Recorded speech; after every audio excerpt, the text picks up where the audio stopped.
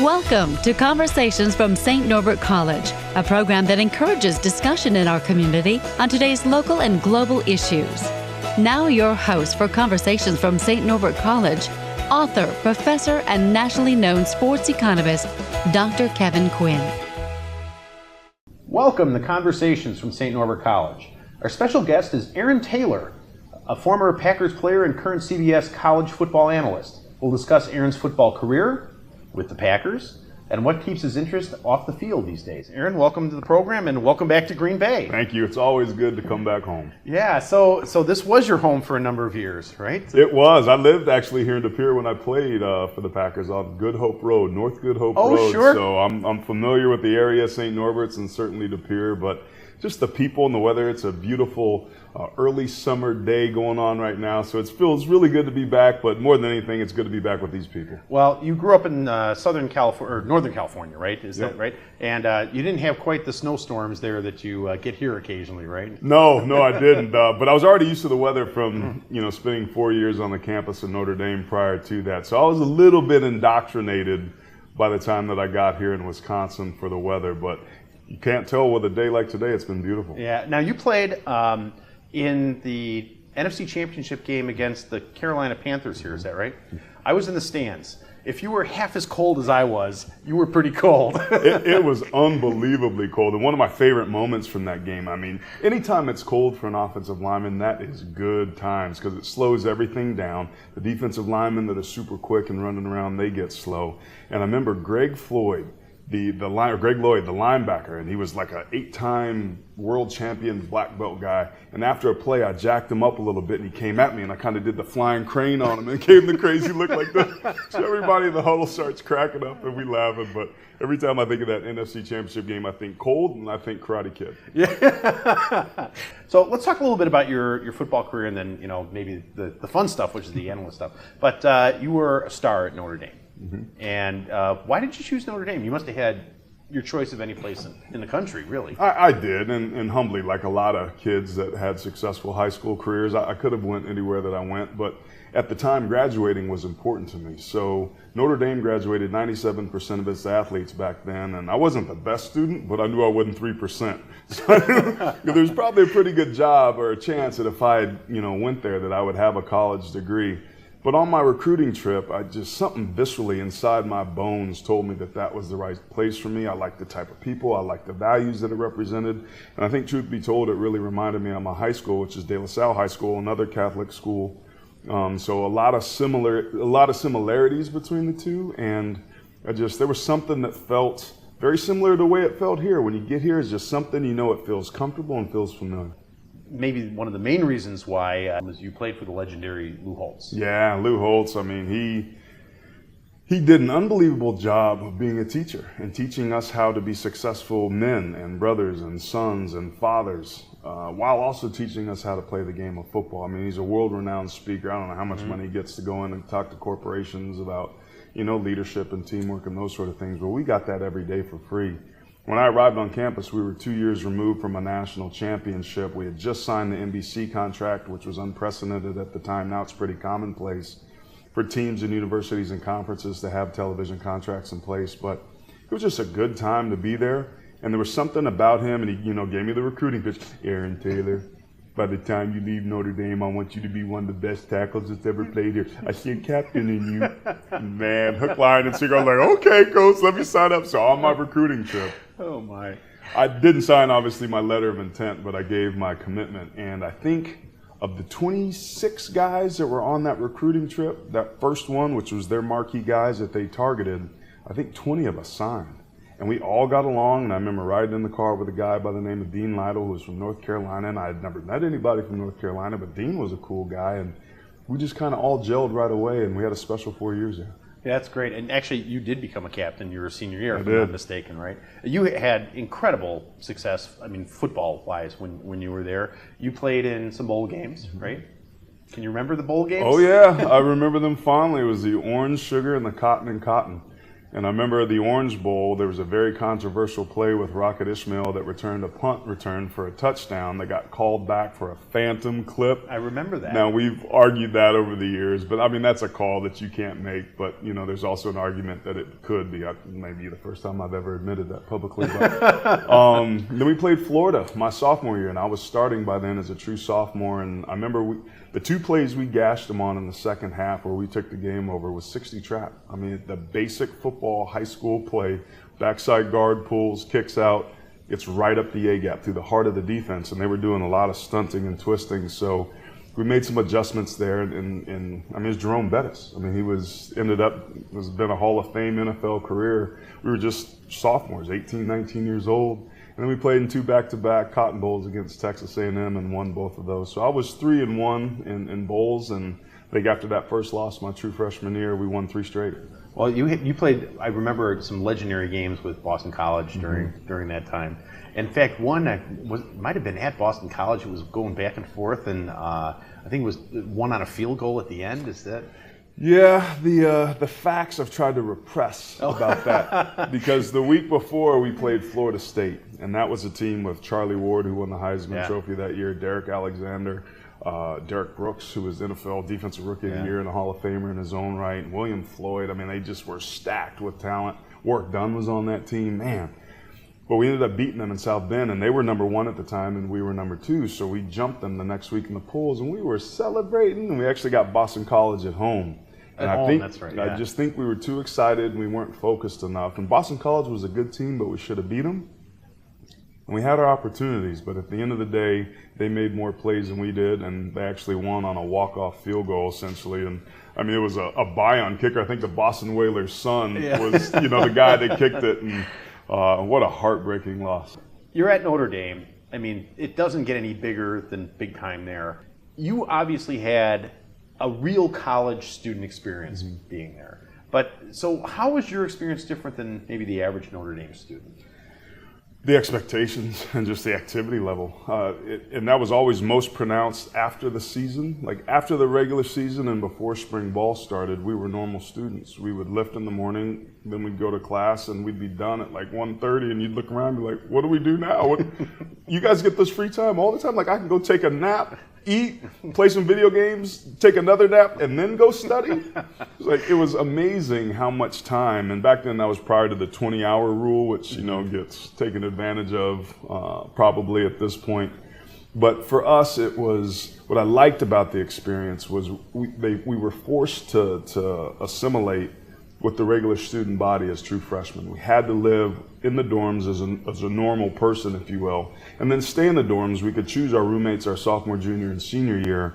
But that really gave us the academic side. It gave us a true student side. We didn't have Greek life, so when you're looking at a school of 8,000 undergrad students, it's like a glorified high school. So you get really close to the guys on your floor, and I like that. These athletic dorms that have come online now that a lot of schools have, and it's become the arms race in a lot of ways with, the facilities and those sort of things. Although they're nice, I think it robs sometimes student athletes from the student aspect of what it is they do while they're on campus, and I certainly got that while I was at Notre Dame. So you were team captain, you were All-American twice, that had to be pretty fun, Lombardi Award winner, Jim Parker Award, and the Nick Petrosani Award, which I had not, Sante Award. So tell me about those and what they mean to you, what they meant then and what they mean to you now. Well, winning awards is special, but I just think they're a reflection of how I showed up as a member of the team. The Nick Petrosani Award, that's essentially a leadership award that's voted on by the players, and people, pick who they want to have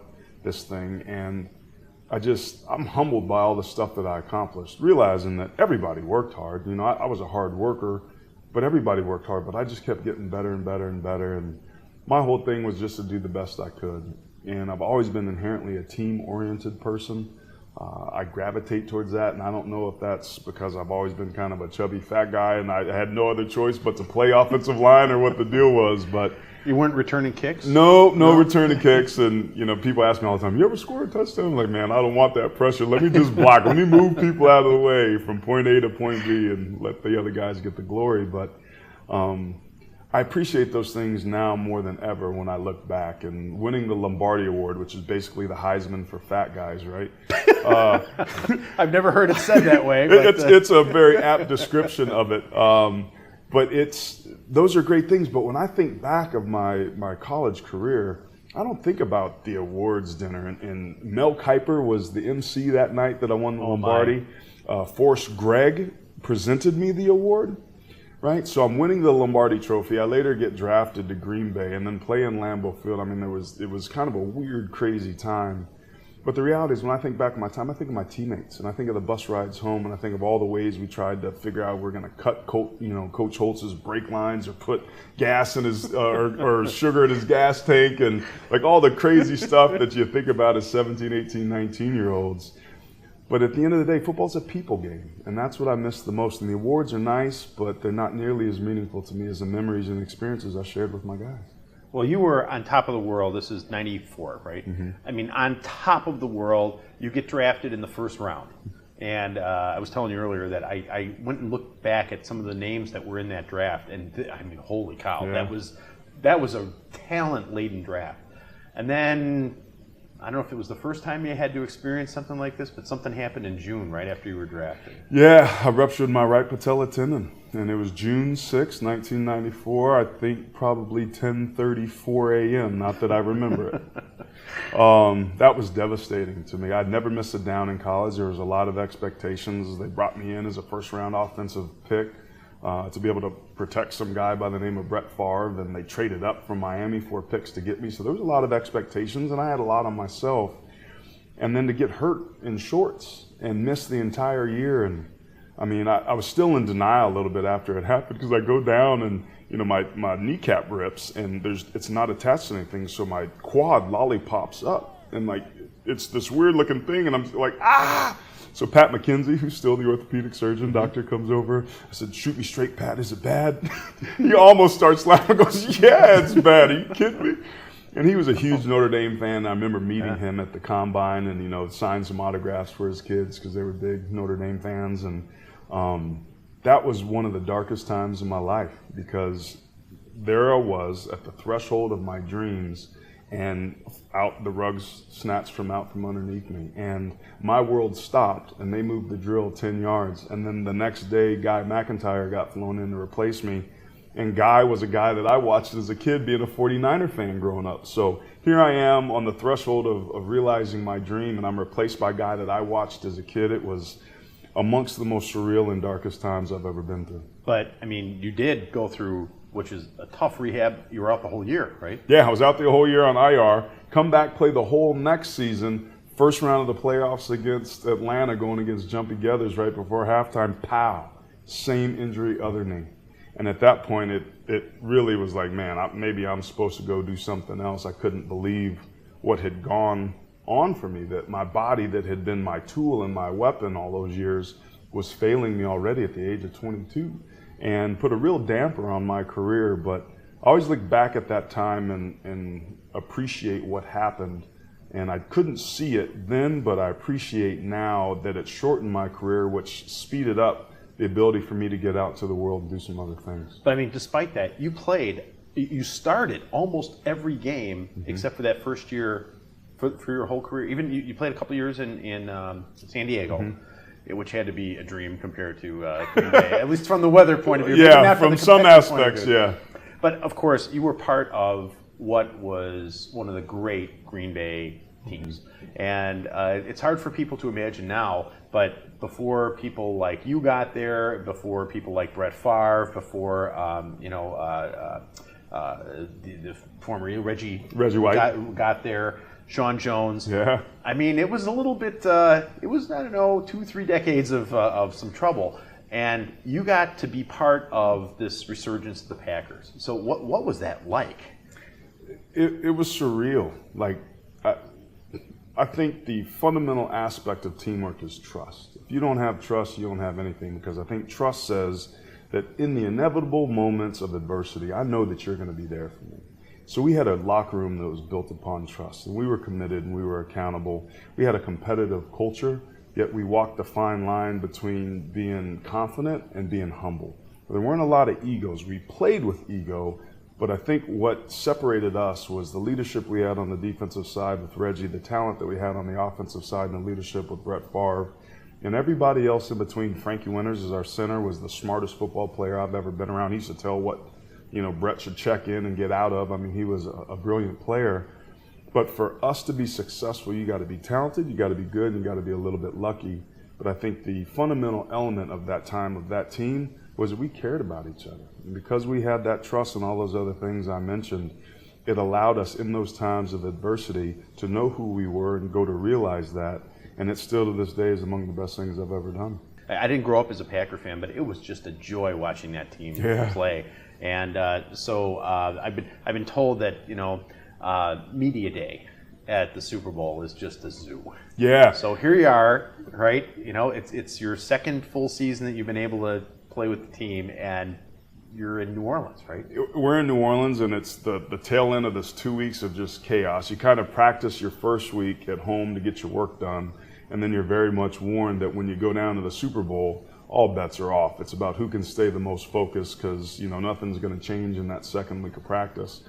We had Don Beebe on our team, and we had Jim McMahon, and those were the only two players that had any sort of Super Bowl experience. So Coach Holmgren had those guys come up and kind of coach us up on what was going to go on, and one of those was how crazy media day was. So I remember we had this guy, Mike Counter, who used to work for Channel 2. I've heard of this guy. Local sportscaster, real kind of scrawny guy. Had a widow's peak back in the day, looked like Eddie Munster. He's lost all of his hair now, interestingly, now that he's in his 50s. By the way, Mike is our producer and is standing right here. Oh, hey, Mike, how you doing? What's up?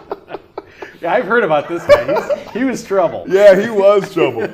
But there was so much distraction that there was an interview where, he was like, hey, I got to go do my job. I'm like, no, man, you got to stay here and protect us. And it was me and Santana Dotson and a couple other guys. So we kind of did like a little reverse skit where I became the interviewer and he was the interviewee. And I asked him all the dumb questions that we were getting asked. You wish you had more free time? That's a dumb question. I've been answering dumb questions all day long at this press conference, and I'm tired of it. Cut. Back to you. But, so you're playing in a Super Bowl, and it's got to take a series before you just kind of settle down and say, okay, it's Super Bowl, but I'm playing football here. And, of course, it was a great win for the Packers, so that must have been fun. Man, let me tell you what. I have never been so tired in my life in pregame. That was one of the things that Jim and Don said was like, hey, man, it's a Super Bowl. Everybody's going to be excited. You're going to be running around like crazy. You really have to conserve your energy.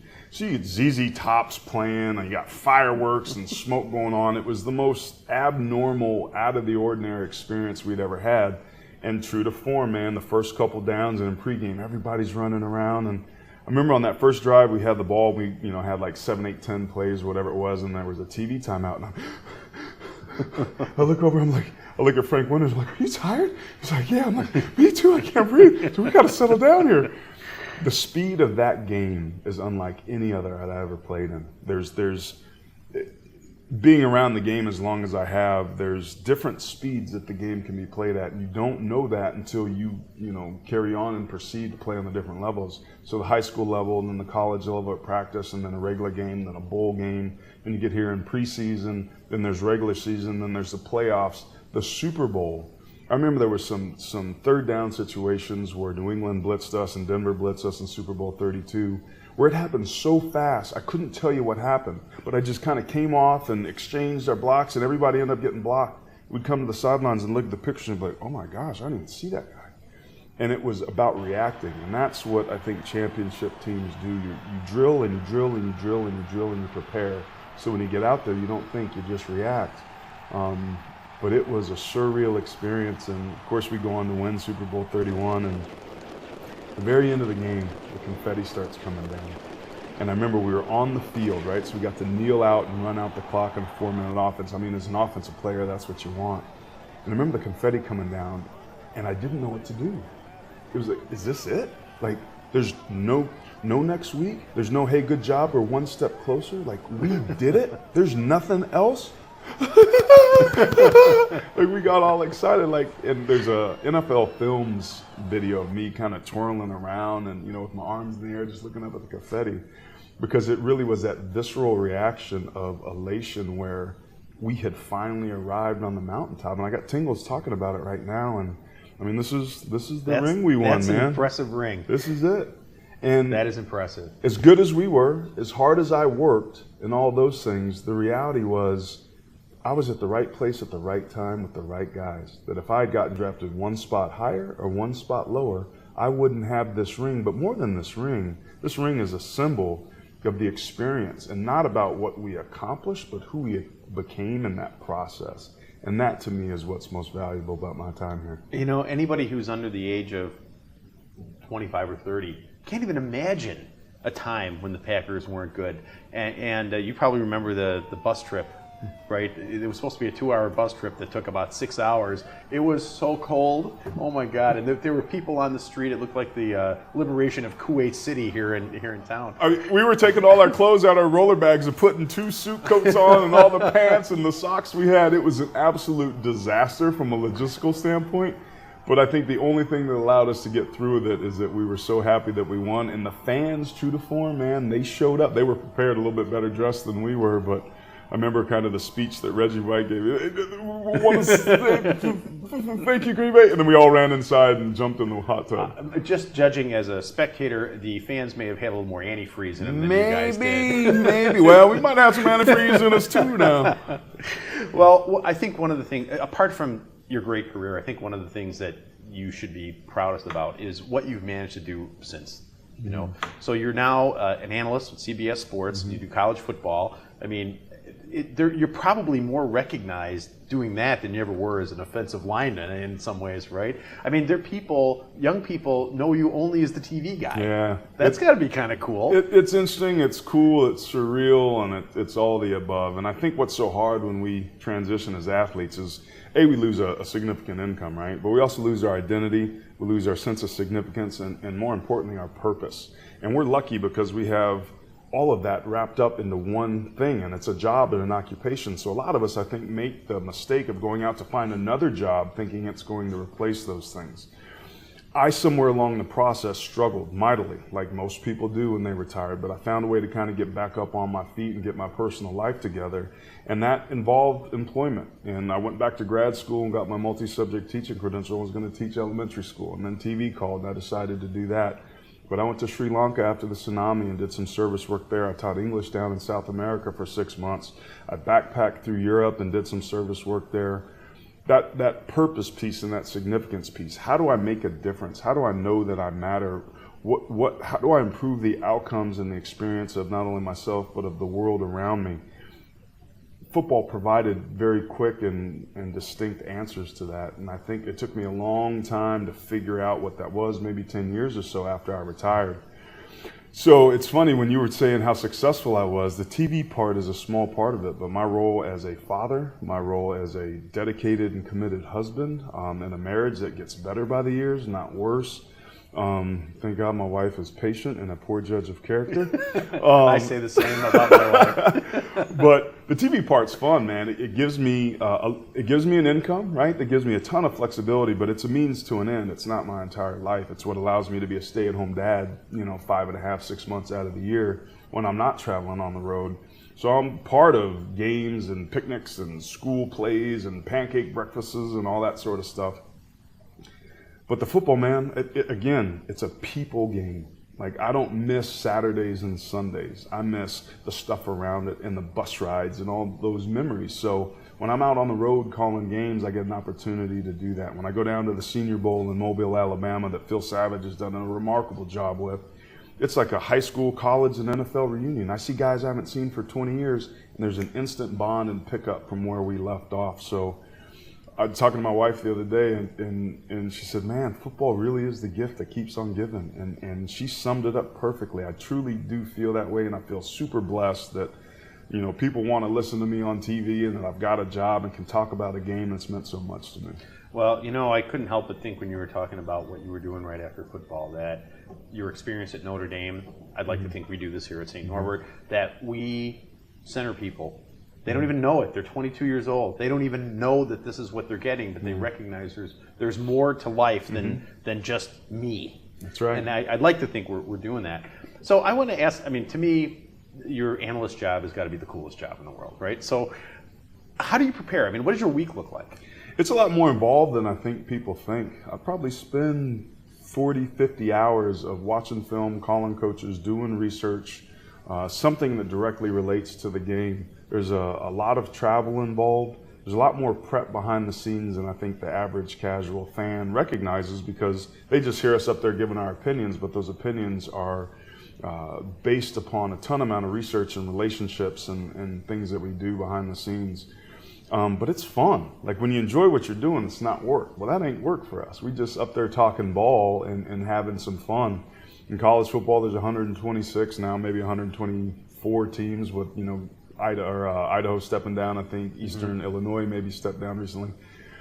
But it's a ton of work. But I get to work with Rick Neuheisel, who's, had a great college career as a coach, and Adam Zucker, who I think is a rising star in the business, Brian Jones and Randy Cross, who are good friends and great analysts, Carter Blackburn, who I think is another young rising star and's got a bright future of him with play-by-play. He's my guy that I work with when I'm on the road calling games.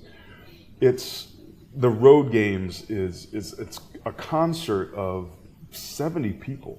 Each has an individual job that all are related, dependent upon each other in one way or another, and it's controlled chaos. The things that go on beyond the scenes, what people don't know when they're watching games is, if I say, and what allowed that play to go is the bad footwork here by the left guard, da-da-da-da-da.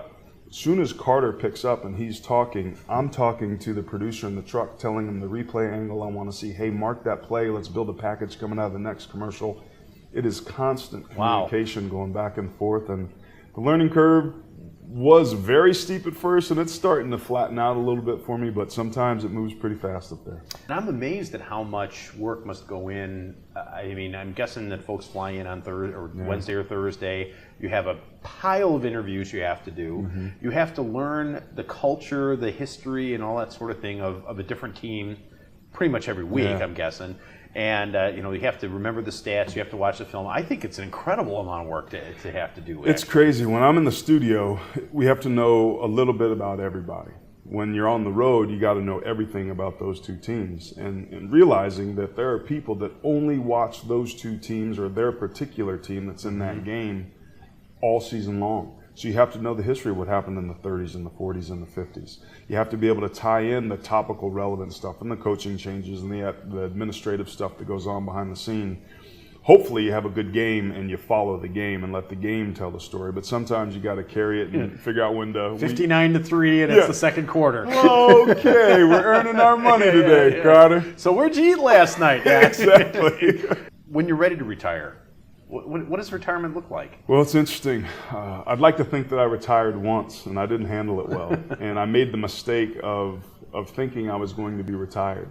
I think we all get this false sense of security that when it's done, man, I'm a hunt and fish and golf, right? And life's going to be good. But I think as people, and I think certainly as a man, as somebody that's been a high achiever, life is about purpose. And I don't care whether I'm earning a paycheck to do something that makes a difference or not, but I'm going to do something. So retirement to me looks like being actively engaged and giving back to the world that's given so much to me. So I do that with football. It's an exchange of my knowledge of the game, and they compensate me with revenue that allows me to do other things. But if I ever am not on air doing something else, you'll find me being of service somewhere, somehow, some way, because that's what I've always been, and that's always what's happened to me. I've been the beneficiary my entire life of teamwork and generosity, and it's been part of who I am to some way, somehow try and give that back in a little way. Well, that's a great place to be. You said hunting. Now, you grew up around San Francisco. Yeah. I don't know that as the hunting capital of the world. You hunt different things there, but it's a similar concept. Like for a really good Pinot. Yeah, pretty much. Go to North Beach and get some good Italian food. I actually, we have to close, but I actually found at the town you're from, Concord, right, where you went to high school, that's the birthplace of Tom Hanks. Oh. And it was once home to Star Wars Mark Hamill. Oh, look at that. So there you go. No, nerd alert. I like it. So, when you're back hanging with the Chamber of Commerce, you can always check it out. Tom Hanks, Mark Hamill. Anyway, thank you so much for doing this, and thanks for coming to St. Norbert, and I hope that you're enjoying the experience here. Oh, my pleasure. Thank you very much. Man. I've really enjoyed it. I hope you've enjoyed our show as much as I have. This is a fun one. Until next time, I'm Kevin Quinn. Best wishes for good conversations from St. Norbert College.